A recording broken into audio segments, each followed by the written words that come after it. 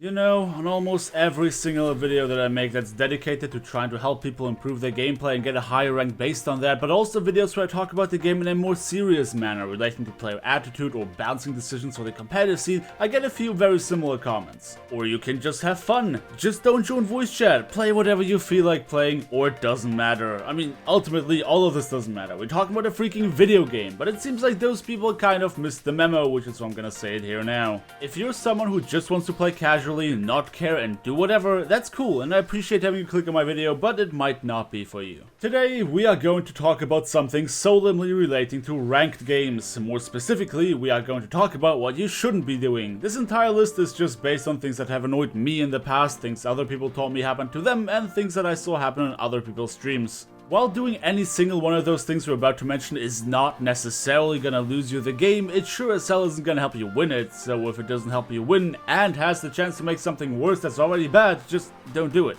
So without further ado, let's get right into it.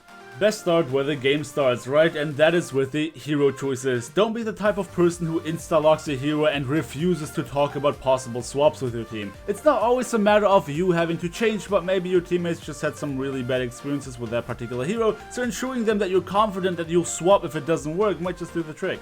And on the other side of the coin, do not just jump on people immediately going into a match because you don't like their hero choice. You being a whiny little bitch does not make anyone want to listen to you.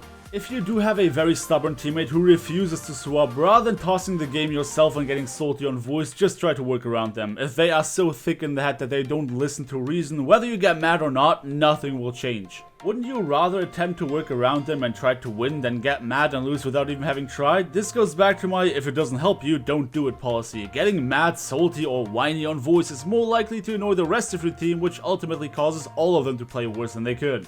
And here's the thing, it's not like you're always wrong. There are situations where you getting annoyed is justified because the teammate isn't playing properly, but when you're a Mercy and you calling out that a flanker is on you is being ignored by your team, whining about it constantly won't make it any better. In that case, just work on your positioning. You're a way easier target for in the back where you want to be rather than when you mingle between your teammates. Obviously that requires some good positioning and situational awareness, but hey, if you're so good that you see all of your teammates misplays, that's not gonna be difficult for you, is it? And another thing, don't ever say shit like, what are you doing DPS? I have all the golds. If you haven't yet figured out that gold medals are meme stats, then here's a newsflash. You telling someone they're bad because they don't have your medals is gonna make them play any better. And that really goes for any situation. When was the last time that having someone tell you that you suck at something make you want to improve at it? And that coming from a stranger. Quite frankly, nobody gives a damn if a random guy on the internet thinks that they're bad at a video game, and the best thing that does is making them angry. It's just pointless. If you want to change out the comp, you can do that without implying that someone's gameplay is garbage, and please lay off the stupid "we lost anyway" attitude. God, I hate when people do that. It's like they don't know how frequently people do mad comebacks in Overwatch. It's almost like it was designed that way to make it, I don't know, more entertaining to watch as an esport. You having this stupid attitude might be what lost you the game. Winning begins in the head. And no, all of this is not about setting up a safe space and looking out for each other's feelings, because even I don't give a shit. It's just a matter of fact that being a prick rarely ever makes people do thing acts better.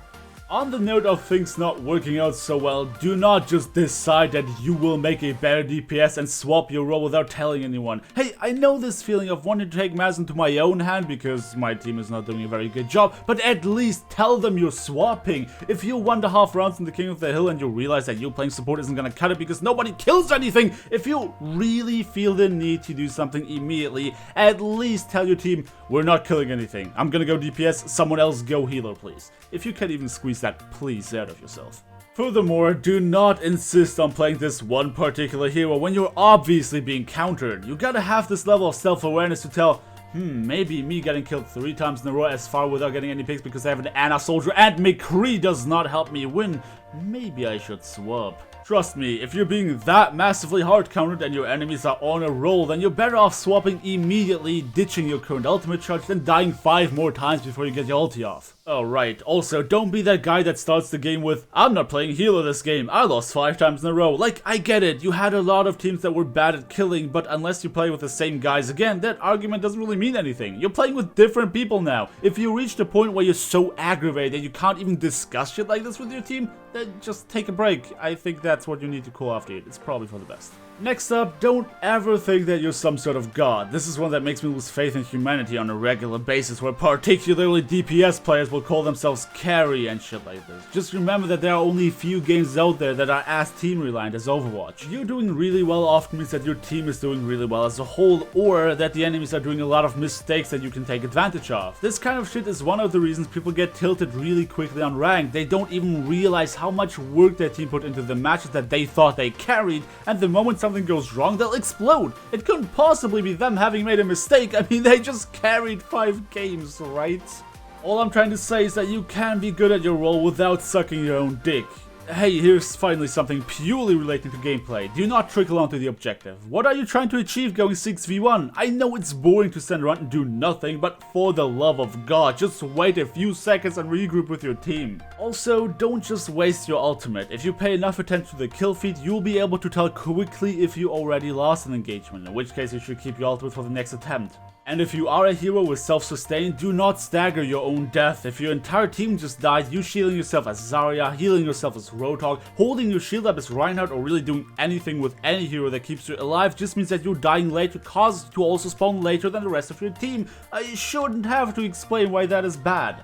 Oh, I just came up with another good one. Don't be too meta-focused. While it's good to be aware of which heroes are popular on which map in your current rank, trying to force your teammates to play heroes that bat with to fulfill your wet dream of a meta comp you saw in a tournament often results in less than favorable circumstances. Keep in mind, the guys you see in tournaments are pro players who practice together day in and day out. Not a bunch of randos, just let people play what they're best with. By the way, if you just convince your friends to get Overwatch, do not queue with them immediately. Think about your first experience in the game. Bet you wouldn't have liked to have someone lecture you about playing the game properly when you literally just bought it. And even when you're not the type of person to do things like that, your MMR will cause your friend to play with people who are way better than them. I know that one's not ranked related, but I still thought it was worth mentioning. You know what's funny? I keep telling people that they should try to avoid coming off as too bossy when in voice chat with strangers, because nobody likes to be ordered around, especially not by people they don't know, and here I am sitting making a video about things you're not supposed to do as if I'm your boss.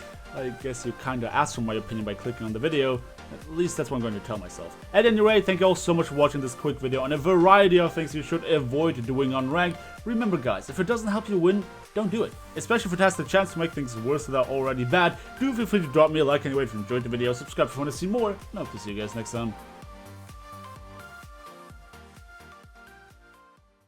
Can you come back and help? Try. There's no such thing like help in this world. They're spawn camping us. They're just sitting. Oh no! Oh my god! Oh my god! You're fucking gone. They're sitting at our spawn. You're gone. Good job, Gordon.